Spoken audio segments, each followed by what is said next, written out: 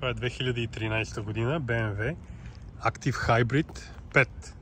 Така се казва модела. Много интересна кола.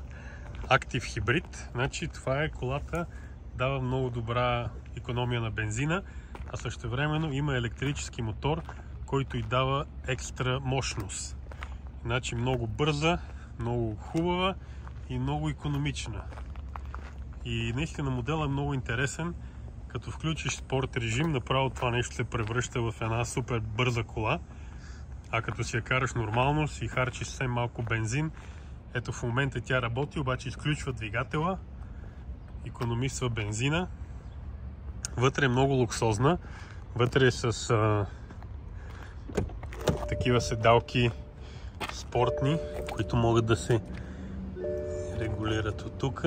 Същевременно има подгряване и охлаждане на седалките. Климатика работи, много студено духа. На задните седалки има шторички, които също могат да се от тук се управляват. Даже тая малката шторичка.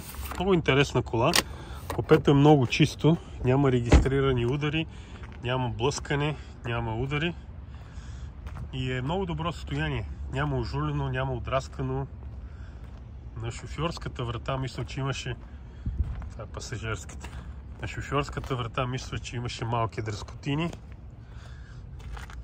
Тук може би може да се види, но това е. И вътре салон е много хубав. Черната кожа запазена. 148 000 км. Имаше бидах. Гумите са в добро състояние. Това са специални джанти, които допринасят за добрата икономия на бензин. Колата е в България. Автодар. Закупена от Канада.